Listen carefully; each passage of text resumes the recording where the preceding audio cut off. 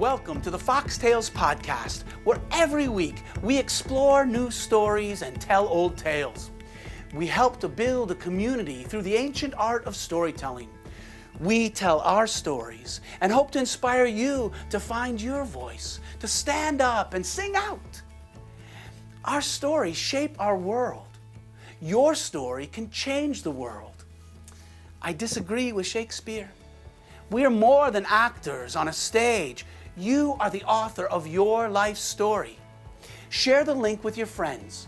Support us by joining our Patreon team. And make sure you subscribe so you never miss an episode. Join us every week to fall in love with the world and all of its possibilities. Today's episode, we are celebrating trees with tall tree tales from around the world. Let's take this episode outside. I learned early on the importance of storytelling in science education. When I was a student at Oberlin College, I had a wonderful professor, I only remember his first name, George. But every Sunday, he would lead a hike in the Arboretum. And whatever was blooming, whatever caught his fancy, he had a story. It's like he knew every plant on a first-name basis. And through his stories, we were immersed in the world and the thinking of a scientist. I remember one Sunday in particular, he paused down in the floodplain next to this ancient cottonwood tree. And he said, cottonwood has a unique characteristic. If you break off a branch and you stick it in the mud, it will sprout. It's called regeneration. He said, I learned this when I was a little boy. You see, my father, who was also a botany professor at Oberlin College, he would lead hikes in the Arboretum. And one day, he said, cottonwood has a unique characteristic. If you break off a branch and stick it in the mud, it will sprout. It's called regeneration. Now, I was a 7-year-old boy, and I thought, poppycock, if you break off a stick, it's dead. It will not sprout. Now, I have more respect for my father than to openly refute him in front of his students. But a few days later, when I was hiking in the Arboretum, one of those summer thunderstorms began to blow in. Do you love a good storm? Big black cumulonimbus clouds, bolt of lightning, and the sound of thunder instantaneously. Most people see a storm and they run for cover, but not me. I love a good storm. Well, as I was here in the floodplain, the wind broke off a twig and it landed in the mud. And I thought, Eureka! Here's a chance to prove my father wrong. Every day I came back for several days, and sure enough, as soon as the sun came out, those leaves began to lose turgid pressure. They began to wilt. And I had the evidence, the data I needed. So I went and I told my father he was wrong. My father, he's a very understanding man. He said, you're jumping to conclusions. You need to collect more data. I want you to go back to the tree at least 10, maybe 20 more days, and then tell me what you see. Well, wanting to be a good student and a good son and a good scientist, I did what my father told me to do. I went back to the twig, and sure enough, as soon as it began to rain, those leaves began to fill with fluid. After 20 days, wanting to collect a little more data, I dug down at the base of that twig, and I saw small roots beginning to grow. My hypothesis was wrong. Sometimes we learn more from our mistakes than we do our successes. And my father was right. Cottonwood has a unique characteristic. If you break off a twig and stick it in the mud, it will sprout. It's called regeneration. And now you know it is true. Because this cottonwood was that little twig more than 70 years ago.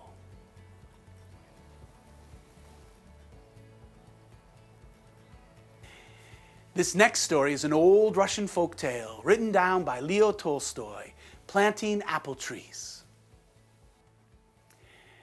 Many long years ago, there was an old man working out in the field, shovel in hand. As he was digging a hole, twice as large as he thought it was necessary, he would loosen the dirt at the bottom of the hole. He would pour in a little bit of water to moisten the dirt.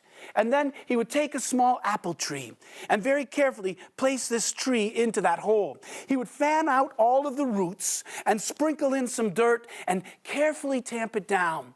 A little more dirt and a little more water, and then he would cover the roots with mulch. with wood bark and wood chips. Not in a teepee so the water runs away, but more like a donut so it captures the water as a little basin to feed those tender roots. He would tamp all of this down and he'd move along and he would dig another hole and plant another tree. Now, as this old man was working, along came a couple of teenagers. You might be one eventually, or some of us are already past that. You know about teenagers. These two boys, they decided to make fun of the old man. One said, "Hey, old man, why are you wasting your time?" The other one joined in and said, "Yeah, you'll probably be dead and in the ground before one apple is ripe. It takes 5 to 8 years before an apple is ripe on an apple tree that you plant." And the old man didn't think it was very funny.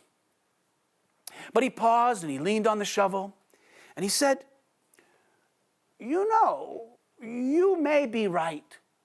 I may not live long enough to see an apple ripen on this tree. But I am not planting this tree for myself. I am planting it for my children and my children's children. And who knows, maybe 100 years from now, my great-grandchild's child will climb up into an ancient tree and pick a red, ripe apple. And they will think of me, and they will smile." Have you ever planted a tree? Let me show you how. Let's go outside. When you plant a tree, the first thing you do is you dig the hole. And I've always been told that you need to dig the hole twice as big as you think you need it. A $1 million hole for a $30 tree increases the survivability. Stark provides really great trees, and you make sure the root level is the right depth, and you gently tamp down the roots so that there's no air pockets. Water it to make sure. And then put the mulch around in a donut shape so the water runs down into the roots, and water it again. I like to put a tree guard on to make sure it's safe, and there you go. You've planted a tree. Here's an old African folk tale, Aoud and the Undala tree. Sing along if you like. I do not know how. I do not know why. If I knew, I would tell you. Let me tell you what I do know. Aoud had no mother. Aoud had no father. And so he went to live with his aunt. Now his aunt, she took him in. It does take a village to raise a child. She had 2 sons that she loved more than life itself. And Aoud, well, she took care of him. She gave him a roof over his head, food in his belly. But every time it was time to eat, he was always last in line. And every time it was time for chores, he was always first in line. Sometimes he would get in line and he'd wait his turn and wait his turn and wait his turn. And when his turn came, there was nothing to eat. But after the dinner, it was time for chores. And he was always given the dirtiest, most disgusting chore. One night, he went to bed. And not only was he tired, he was hungry, beyond hunger. I hope you never have to go to bed hungry. His belly was roaring with hunger. And missing his mother and his father, he cried himself to sleep. And in the morning when he woke up, he got in line for breakfast, and he waited his turn, and he waited his turn, and when it was his turn, there was nothing left. He was so hungry. And after breakfast, it was time for chores. He was always given the dirtiest, most disgusting chore. He was ordered to sweep the courtyard. How do you get a dirt floor clean? Well, Aoud was a kind-hearted boy who always did as he was told. As he was sweeping the courtyard, there in the dirt, he saw something he had never seen before. It was a seed, but somehow he knew. He recognized, it was no ordinary seed. It was from an Undala fruit. Do you know the Undala tree? You can't get undala fruit here in the Americas, but in Africa, it's big. You peel it kind of like an orange or a papaya. It's juicy and squishy. Imagine taking a pear and a papaya and an orange and putting them together. It is the sweetest thing. And somehow he knew this was no ordinary seed. This was a magic seed. Shh, don't tell anyone. He slipped it into his pocket. He finished his chores. He put his broom away. And when no one was looking, he headed off into the jungle. Caw, caw, caw, fighting his way through bushes and vines.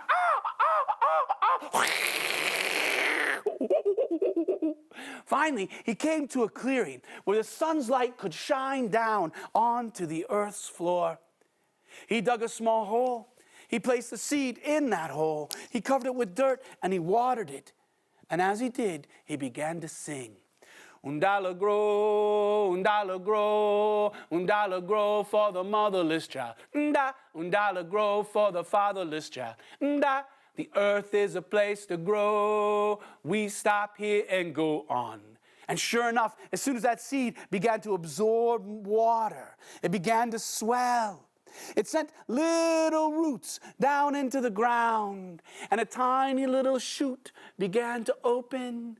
And he continued to sing, Undala grow. Can you sing it with me this time? Undala grow, undala grow, undala grow for the motherless child. Undala grow for the fatherless child. The earth is a place to grow. We stop here and go on. And it grew taller and taller. And then he sang, Undala bloom. Can you sing it with me?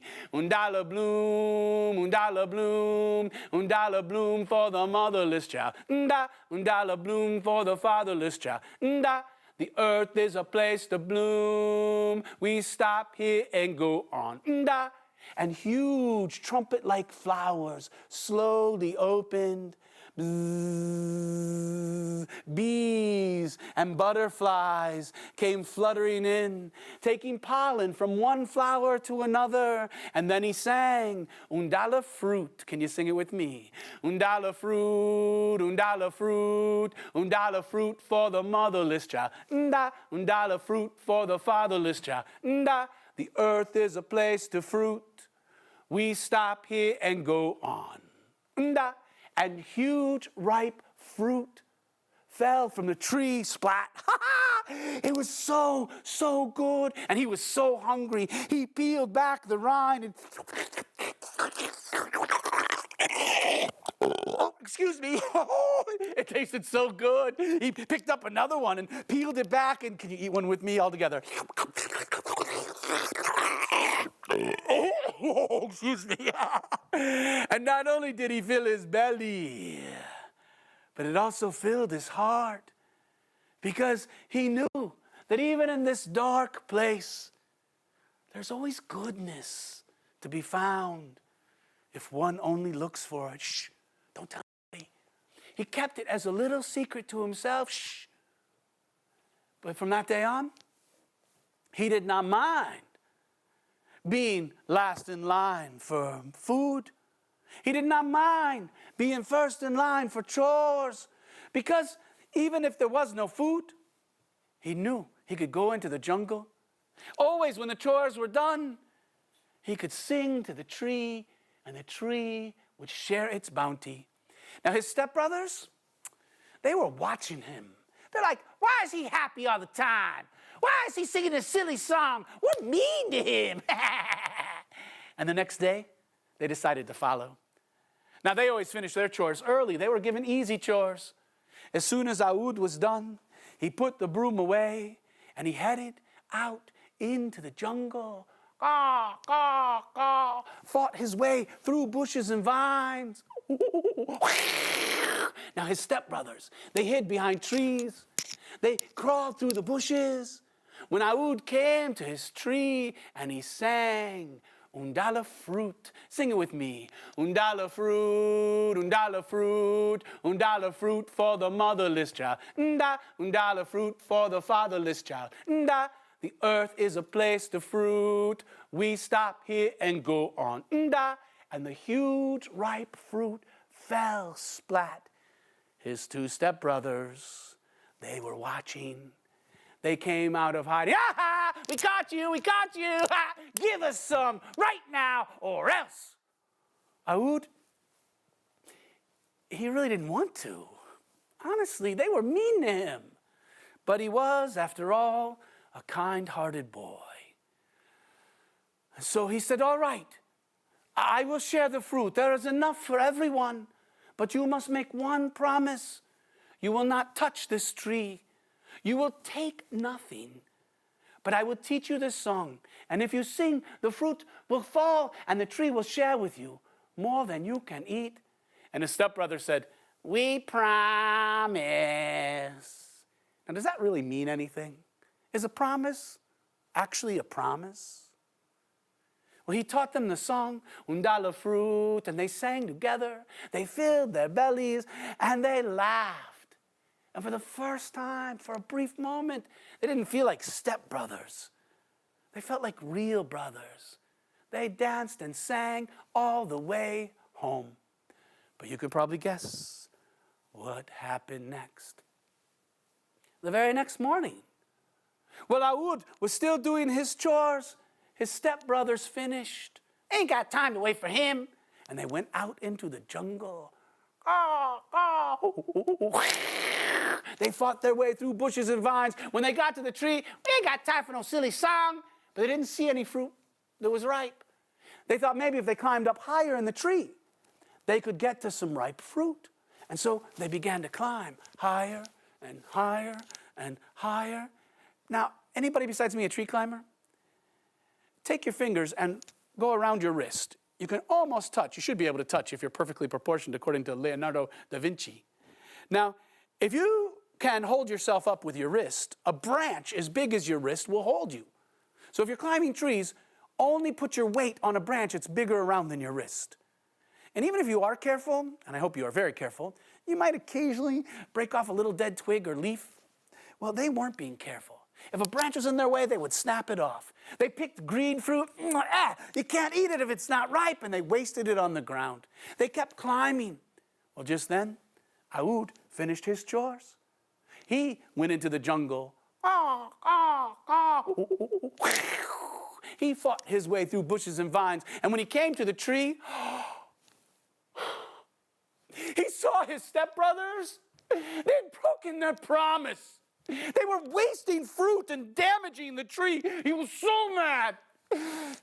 For the first time in his life, he did an evil thing.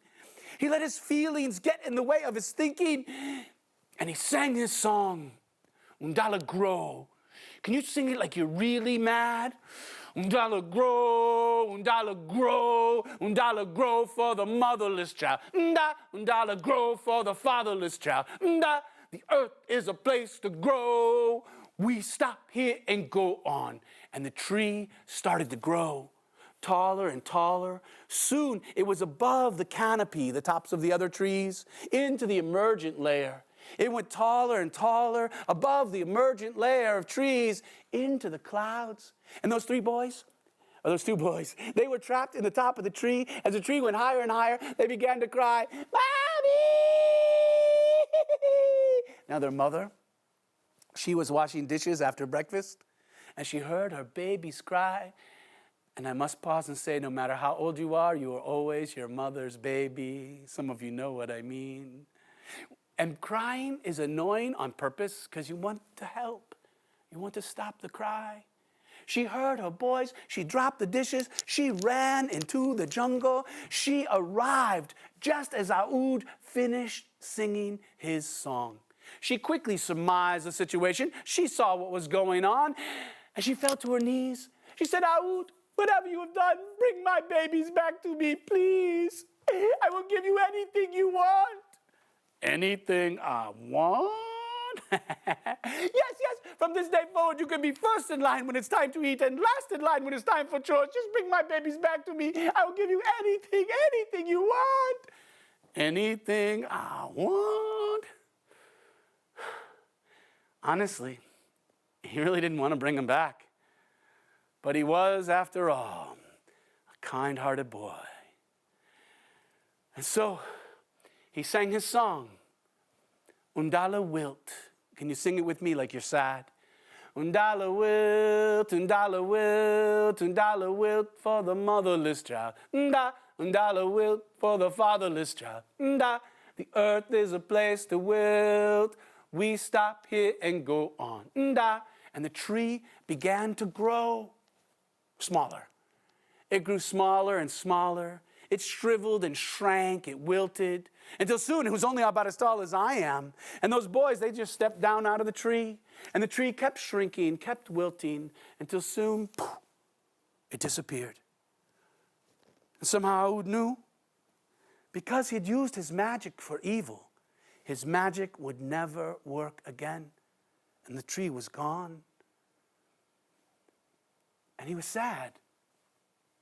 But in the next moment, he was happy, because when his auntie, his stepmother, reached out and embraced her sons, she also reached out and embraced Aoud.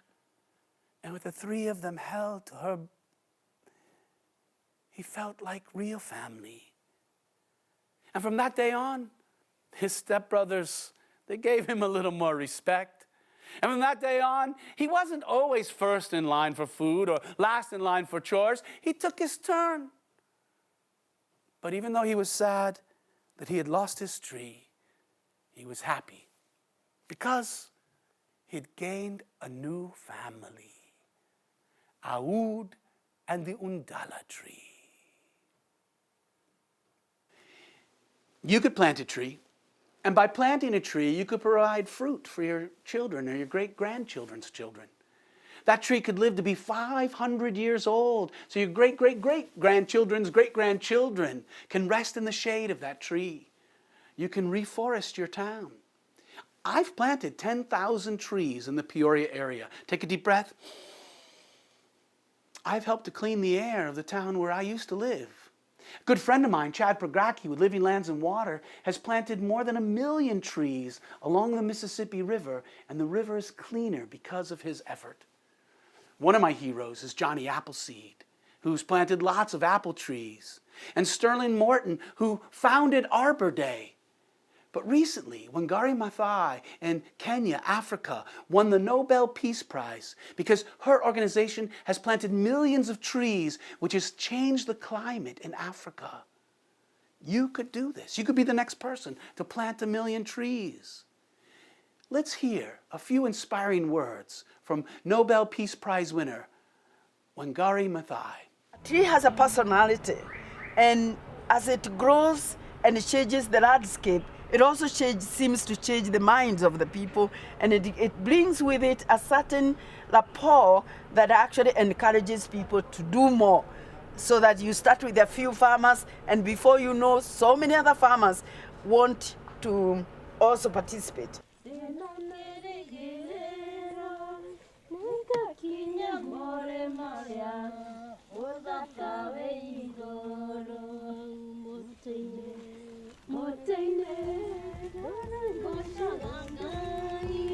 Thank you for joining us for another episode of the Fox Tales podcast.